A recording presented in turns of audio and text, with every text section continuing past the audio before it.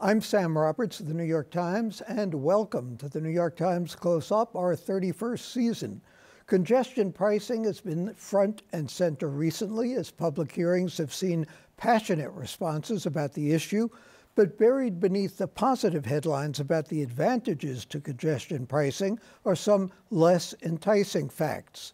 The MTA's environmental assessment noted that through traffic may just simply be diverted to the Cross Bronx Expressway and other roadways, raising concerns about environmental justice and what the impact of even more cars on the other boroughs might be. Here to explain the impact is transit reporter from the New York Times, Anna Lay. Anna, welcome to the New York Times Close-Up. Bring us up to date. We've heard so much about congestion pricing over the years. Is it still a dream, a myth, or is this actually going to happen? You know, the ETA for this is late next year, and you know, certainly there's a lot of support for it. There is, of course, also a lot of opposition, and we've heard a lot from drivers. You know, drivers in the suburbs around New York, you know, and outside of Manhattan. We've heard from Lyft and Uber drivers, taxi drivers, and that has sort of driven a lot of the debate. But as you noted, you know, not a lot of attention has been paid to how this is going to transform traffic flow in the city, you know, because, you know, as one expert told me, you know, this has to go somewhere. You know, it's going to get moved around at least at the onset of the program. So it is definitely something that I think people are starting to talk more about, but for some time, at least in this sort of iteration of the program, a lot of the frustration and a lot of the opposition has come from drivers. Walk us through the timetable now. There have been hearings. What happens from here to actually take effect sometime next year? Yeah, so there's hearings right now. There were, you know, hearings that went on for hours and hours and hours that have passed, but people have been also submitting written comments, fax comments, emailed comments. There's a form online. And so, you know, those comments are somehow going to be distilled and processed by the MTA, and you know, they're going to continue working on how to hammer out the details of the tolls, how much they're going to cost, what kind of exemptions they're going to give people, or credits for going through certain, you know, roads. And you know, once that happens, it's going to go to the TRMB. You know, TRMB. This is the. We have to annotate these things. It's essentially the group that is tasked with hammering out the specifics of this program. And once they go through that process, the MTA board is going to give it the final vote.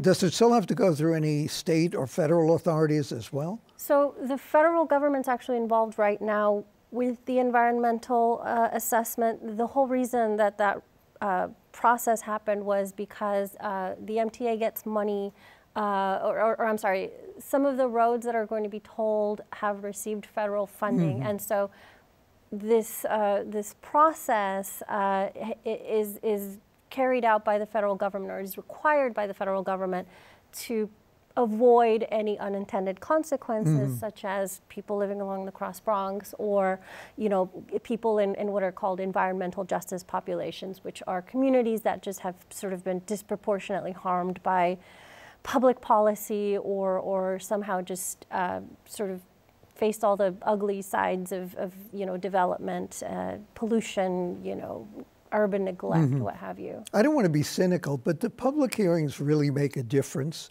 They let people let off steam, obviously, and, you know, get things off their chest, but do they really change policy ultimately? I think that's a great question. I mean, at the end of the day, are people shaking their fists and saying they don't want this going to make a difference? I don't know that that's going to happen. I do think that there is consideration given to things, you know, when they rise to issues that may, you know, disproportionately harm communities. And I'll give an example, and, you know, the MTA is very quick to give this example, that in the congestion pricing environmental assessment, you know, there's all these different scenarios. And one of the scenarios, the one that was, you know, designed most recently or looked at most recently, was created as a direct result of concerns about the Cross Bronx and pollution in the Bronx in general. And so while one of the previous scenarios would have pushed 700 additional trucks a day onto that road, this new scenario would only push 50. So they are sort of tinkering with the plan to try to come up with ways to address some of these concerns. So they are, you know, I do think they are listening. Are people going to get exactly what they want? No, because people are asking for, you know, a million different things. But there might be changes, at least incrementally. Can the Cross Bronx Expressway fit any more traffic? Gosh, I think if you ask people who live along that road, they would tell you absolutely not. You know, I was out there for a day myself and a photographer from the Times, and it's just so packed and difficult to move through, and you know, it's impossible. It's always bumper to bumper, almost any time of day or night. Yeah, and so that's sort of the frustration from people in the Bronx, people who live along the Bronx, and activists and politicians who represent that area. Is just the line that we hear a lot is, you know, one more truck is too many. Are they looking at any other perhaps unintended consequences of congestion pricing? Are parking garages going to raise their rates? Is there going to be any attempt to control those prices? What about parking in congestion north of 60th Street in Manhattan? What about some of those other potential problems? They are looking at other unintended consequences, specifically on environmental justice communities, because that's the whole point of the EA, the environmental assessment. But there have been people in that zone who have called for more, you know, because I can't remember who it was specifically, but at one of the hearings, a representative from that area said, you know, we are very much in favor of congestion pricing, you know, but a lot has changed through the pandemic. And so we'd like to get some kind of review on the financial impact on these communities and these, you know, business districts, or this business district. So yes, they are looking at some of that, and they're also, of course, looking at how this could affect low-income drivers, and you know, sometimes gig drivers are low income themselves. So there are a lot of things being looked at. Are they looking at everything? No, and there have been calls from people for them to look at more, because this is going to transform New York. Sure. Well, is it? I mean, that's a good question. As you've written in the Times, this is really the first place it's being tried in the United States. Many of us have visited London and haven't seen much difference in terms of the traffic there. Maybe it's raised more money for other purposes. But will it have an impact on traffic, or is that just a dream? You know, I think you could ask 10 different people and get 10 different answers. Certainly that is one of the goals of the program. I have spoken with, you know, with experts in transit and air quality who have sort of said, yeah, this is going to make a difference, but really what is going to have an impact is the money that is raised for transit, which is $1 billion a year. That's ultimately going to help them finance $15 billion worth of projects. By leveraging that. Correct. Right. Yeah, through bonds. And $23, why is that a magic figure in terms of charging for congestion pricing? Why 23? Why not 20, 25, or something else? The numbers vary so widely in the different scenarios, as they're called by the MTA. So much so that some people are sort of frustrated because they don't know what exactly they're supporting or opposing, because there's so much variety in each of the different setups. That's sort of the most expensive that you can think of, and so I don't know if it's going to fall somewhere in between the least expensive and the most expensive, but it also just like really depends on what kind of vehicle it is, and if there's going to be credits, if there's going to be exemptions, if there's going to be tax breaks. So it's a very, very wide range of options that they're looking at. And of course, as you've written, it also depends on the time of day and other factors like that. What about the subway system, mass transit buses? What can people expect will be better taking those means of transportation if they abandon their cars? Well, you know, one thing that I think people are very hopeful of is that buses will run faster and better, and that there won't be so much traffic jamming up their routes. I ride the bus a lot, and it's a really frustrating thing for me when, yeah, you've got, you know, dollar vans or, you know, Amazon vans or whatever, which are, you know, more than ever. Yeah, and it's really bad in this business district. And so that's one way, or that you know, this could improve things. But in terms of the financing that the MTA will receive, you know, they could improve the frequency of train service, which is something that a lot of people are really frustrated about too. And effectively, or essentially, just make transit better and more appealing for people. And so that's, I think, probably the thing that people are most hopeful of, at least people in the transit world. That's a kind of a long-term prospect, though. In the short term, has ridership reached pre-pandemic levels? Is it approaching that? And what is the biggest obstacle to that? Is it still crime in the subways or something else? You know, the appeal of working from home is a big one. Certainly, yeah, there have been some high-profile crimes that have made people nervous about riding, but, you know, I do think that the appeal of working from home has changed things a lot. And it's funny, you know, weekend service is doing very well, so people are still riding the subway. It's just they're not riding it the way that they used to. And as you point out, it's still, you know, far below pre-pandemic levels, and that is sort of it created an existential crisis for the MTA because they rely so much on fare box revenues, and so when people don't ride the subway, the transit system doesn't have the money that it used to have, and so it sort of becomes this cycle, unfortunately. You've written before about attempts to remove or displace the homeless from the subway system. How is that working?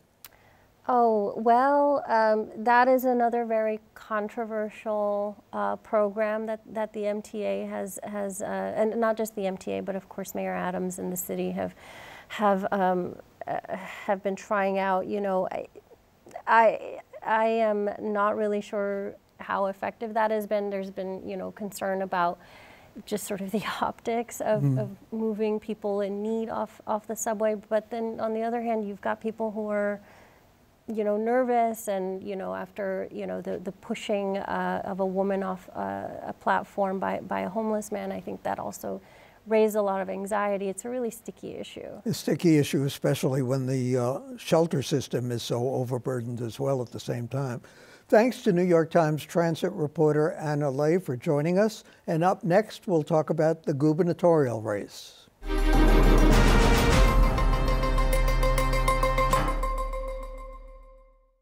Welcome back to the New York Times Close-Up. Voters will elect a new governor in less than 8 weeks. Governor Kathy Hochul and Republican Lee Zeldin, the leading candidates. Well, the governor has started targeting Zeldin with a TV ad campaign and would appear to be the favorite. Might Zeldin's appeal with fans of former President Trump help him in the race? Nicholas Fandos, a Metro political reporter with the Times, has been following the race. He's with us today. Nicholas, bring us up to date. People have been away for the summer. They haven't been paying as much attention, perhaps, before Labor Day, which is always the unofficial start of a campaign. What's happening in the gubernatorial race? And does Kathy Hochul, as an incumbent, an unelected incumbent, have that much of an advantage? Yeah, I think that's the right question, and we're all trying to figure out it in real time. She obviously took office a little more than a year ago now and has not run for governor of the state of New York before. And so she is doing so with all of the kind of institutional backing of the governorship. We've actually seen her have very few campaign events so far. She's following what, you know, in Washington we call the Rose Garden strategy, using the office of the governorship. Yesterday, I think she went to 4 airports, regional airports, and got front page stories across the state. You know, that's the kind of thing that's all it takes anymore, right? In addition to raising huge amounts of money from people who know, you know, here's the chief executive, I might have business before the state. So she's brought in record-setting sums. Lee Zeldin, her Republican opponent, is struggling to put some of that money together and I think overcome the perception that's built up in New York.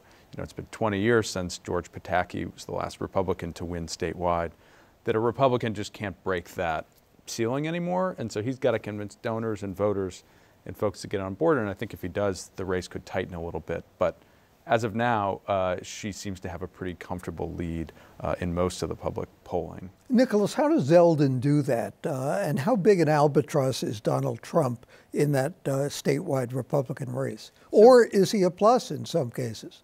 Yeah, well, he is certainly a plus in driving participation among, you know, what Zeldin would see as his base of support. And you might think in a state like New York, where Trump was defeated by, what, 15 or 20 points in the last election, that Zeldin would be trying to distance himself from the former president. They were pretty close in Washington.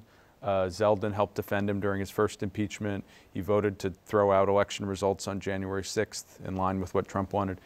And as he's been running this campaign, surprisingly, he has stuck with Trump. He said he's open to campaigning with him, hopes he'll come out on the trail. They did a big fundraiser together that raised $1.5 million a couple weeks ago. So clearly Zeldin thinks he needs all that energy and enthusiasm. The problem is he's then got to attract significant numbers of independents and even Democrats in New York. There's just so many more Democrats than Republicans registered. That he risks potentially turning some of those people off. And he's trying to get around it by talking a lot about the economy and inflation, a lot about the kind of sense of that public safety has deteriorated in some of the cities, and go after Democrats who have had, you know, one-party rule in Albany for several years now after taking control of the legislature. You know, it's being out of touch, corrupt, the kind of things you might expect to hear from a, you know, middle-of-the-road Republican candidate. You had a fascinating story in the Times the other day that the Republicans are trying to weaponize Mayor Adams, suggesting that he can actually be an asset to the Republicans in this race. Well, I think they see him as one of the best spokespeople for their arguments around public safety, and particularly around New York State's bail laws, which were updated and changed at several points in recent years. Adams has been critical of what the legislature did once, you know, those laws to be basically made more conservative, and so does Zeldin. Adams, of course, former police officer too. They both served together in the state Senate years ago. And so his campaign and other Republicans running across the state have been putting Adams in their ads. They've been suggesting they'll be, you know, full open partners with him. Governor Hochul's not happy with that. Adams says he's not happy with that either because he's endorsed the governor, though I'm sure he doesn't mind the attention and that, you know, both sides are fighting over him. What are the other issues in the campaign that will prove to be decisive, do you think? Well, Democrats believe that the biggest issue, in addition to Zeldin's ties to Trump, is going to be abortion and abortion rights. Now, New York is obviously one of the, you know, so-called safe harbor states for abortion rights, and Governor Hochul has made kind of a promise to protect that, to welcome in people seeking abortions from other states where it's been outlawed across the country.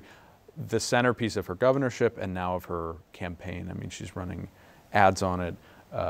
She is spending a whole lot of time in her government job thinking about it and talking about it. And I think after this summer's special election up in the Hudson Valley, where a Democrat unexpectedly won a House seat, in large part by campaigning on this issue, Democrats feel that they finally have their supporters, their suburban and urban supporters fired up on this, and they want to make it a centerpiece of the campaign because Zeldin is a proponent of, an opponent of abortion rights. So if he got elected, in fact, if the legislature is still in Democratic hands, which would seem likely, you told me otherwise, would Zeldin make any difference anyway? Well, that's a great question, and you know, obviously this is a scenario that hasn't been tested before. He would not be able to change the law, and the legislature has taken steps now to try and enshrine certain rights in the Constitution as well. So this is actually an argument Zeldin is making to say this issue is kind of irrelevant in New York because, you know, I'm not going to have the power to do it. But so I think even though he's for it, it doesn't matter, he's saying. Well, I do think that there are things around the margins. I mean, Hochul has dedicated significant government resources to promoting education, to making, lowering barriers to access for abortion, to welcoming people from outside the state. So he may not be able to change the law, but he certainly can de-emphasize it. He could put in place officials. For instance, he said he's interested in having a pro-life or anti-abortion health commissioner for the state.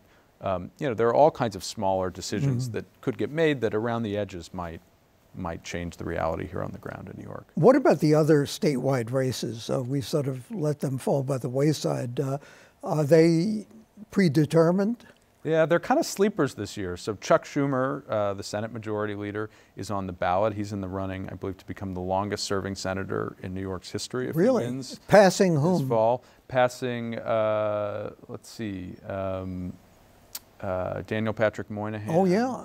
And Javits. Javits, right. So it would be his 5th term. He is running against Joe Pinion, who's a conservative media commentator, used to be on Newsmax, the right-leaning network. But Pinion has not raised much money. The polls also Schumer walking away with it. The other day, I think he's so confident, he gave away $15 million to other candidates, which is about $14 million, $800,075 more than his opponent has raised, period. So that race is a bit of a sleeper. So is the race for Attorney General. Tish James is up for re-election for the first time. She is facing a Republican opponent as well, who is running on public safety like Zeldin is. The state comptroller, Tom DiNapoli, is also on the ballot, but remains one of the more popular politicians in New York, so it's probably fine. So then, our interest is really in legislative races. And is there any likelihood that the makeup of the legislature would change? Neither chamber is likely to flip in Albany, the Senate or the Assembly. The big question is whether or not Democrats can hold on to their supermajority in the state Senate. And right now, they're feeling pretty confident that they can. Redistricting was a real setback for Democrats in terms of the congressional map, but the state Senate map had been gerrymandered by Republicans before, and so even just going to a neutral map has actually helped out Democrats quite a bit. So they're in decent position to hold their supermajority. Perhaps they'll lose it, but they won't lose the majority of the chamber. How did they manage to screw up so badly on their own version of gerrymandering? This is really a situation, I spent too much of this year covering it, where there is a pox on nearly every house, I think. Literally. Literally.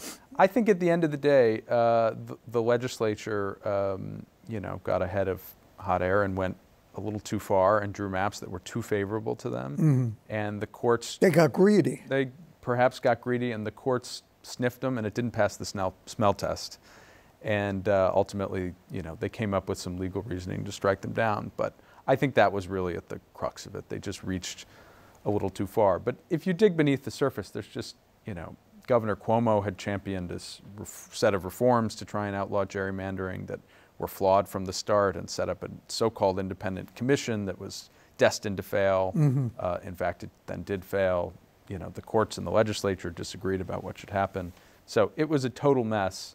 I don't think anybody knows how to fix it for next time, but certainly the Republicans are feeling quite happy about the way things came out, and the Democrats are not, because there's probably 6 to 8 competitive races now across the state where Democrats hoped that there might be only 1 or 2 and they would knock out 4 or 5 Republicans. Well, they've got almost 10 years to decide how to fix it. But back to those congressional races, the Democrats were hoping to really pick up a whole bunch of seats. Now, what is the outlook in statewide congressional races? Yeah, and it's worth noting the reason that it mattered for the state of New York, but it mattered for Democrats nationally too, because they're in a dogfight over control of the House. And they were hoping 4 or 5 pickups in New York could help offset Republican gains in Republican states elsewhere. So, now, as I say, there's probably about a half dozen truly competitive races. I think if Democrats come out basically even or 1 seat ahead, they'd be pretty darn happy with themselves.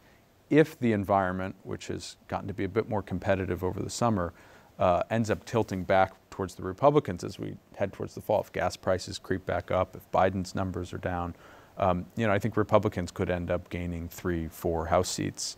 And if they do that in New York, they're probably well on their way to taking control of the House nationally. Really? In the next month and a half, 2 months, what is likely to be pivotal in changing this equation at all? Is it Trump? Is it Ukraine? Is it gas prices? Or any and all of the above. Well, this is the hopeless task of political Yes. journalists sitting here waiting for the elections to actually happen. Exactly. It could be any of those things. As we sit here right now, it seems to be abortion rights firing up the Democrats and antipathy towards Trump, who increasingly seems to be under the kind of federal scrutiny that many Democrats have long hoped for. Republicans look at inflation, they look at Biden's numbers, they look at crime and think this is the best environment we've had in a long time. So I think both sides feel confident their voters are going to come out, but I don't know who's being persuaded in the middle. And, if gas changes, inflation keeps up, Trump gets arrested, who knows? Who knows? Yeah. Well, we'll invite you back to bring us up to date. Nicholas Fandos, Metro political reporter of the New York Times, thank you for joining us. And for the New York Times and CUNY TV, I'm Sam Roberts.